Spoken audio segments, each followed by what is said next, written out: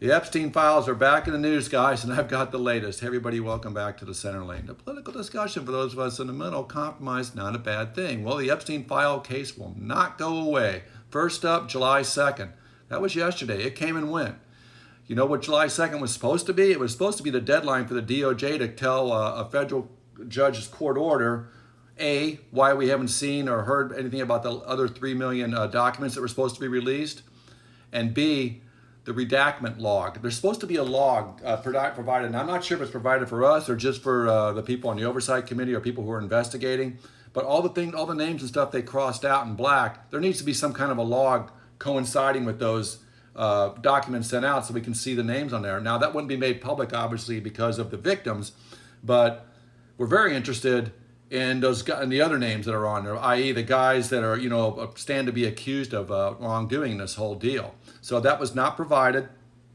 And Blanche did go at the 11th hour last night, probably close to midnight as possible, because he didn't want to be, in contempt of this thing as well as everything else. He's dragging his feet. And he asked for a 60-day extension, saying that there's just no way they can, get to these things done, and it's unnecessary anyways, et cetera, et cetera. They just don't have the time and the resources, and it's like, you got time to investigate the Georgia 2020 election. You got tons of resources on that, trying to find votes and fraud that's not there. But we can't take care of something you've known fully aware about since this is all jumped off, over a year ago.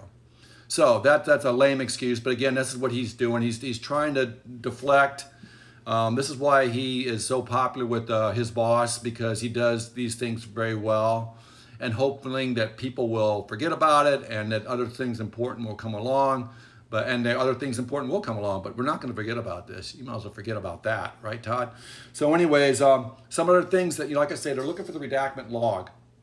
Other things that they're looking for, was hopefully was going to be released yesterday, but we're not going to get any of it, is these, I mentioned this last week too, the emails of Jeffrey Epstein pre-2007 are like nowhere to be found. And there is so much conversations and communications between Epstein and these guys he was providing women for and things, etc. One thing they allege is in there's a torture video that was very sought after by high-powered men who were, trying to hook up with young girls and this type of thing. Everything just seems to be kind of missing. So that's a lot of focus on that right now. And then these redactments, because if they find these emails and some of these other communiques that they've had, and they've heavily redacted the things we haven't been able to see, who are these people? I mean, is there Leon Black on there? Is there Les Wexner on there? Is there Bill Gates on there? I don't know. So that's something that's really big. Another thing that they're looking for, and they fully expect to find out about, is this FBI interview with Jane Doe 4. Jane Doe 4 was the one who accused Donald Trump of having relations with her when she was like 14 or 15 years old. There was 4 interviews. They've only been able to see one, and there was a lot of note-taking. So listen to this excuse. There was a lot of note-taking by the FBI during these interviews. Well, first off, we can't see the other we haven't been able to get a hold of these other 3 interviews at all. And the note-taking, there's Blanche claims that they're handwritten notes. We don't have the technology to really make heads or tails of what they say or what they mean. I'm like, what? You got AI for nothing else. Give it to Google AI or you know what I mean, or Chat GTP. Don't figure it out. Give it to me. I can make heads or tails of it. I can at least give you, some idea of what's going on there. So pretty lame excuses. Now, again, now we got to wait another 60 days, see what happens. But in the meantime, July 15th, another date you need to mark on your calendars, is when Todd Blanche goes in front of Congress to try to be confirmed to be the full-time, official Attorney General. Right now, he's just the acting.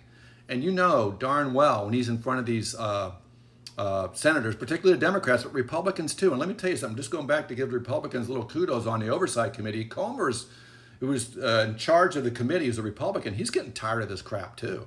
He is. He's like, look, we need to see this stuff. It can be behind closed doors, if that's what it takes, but we need to see it.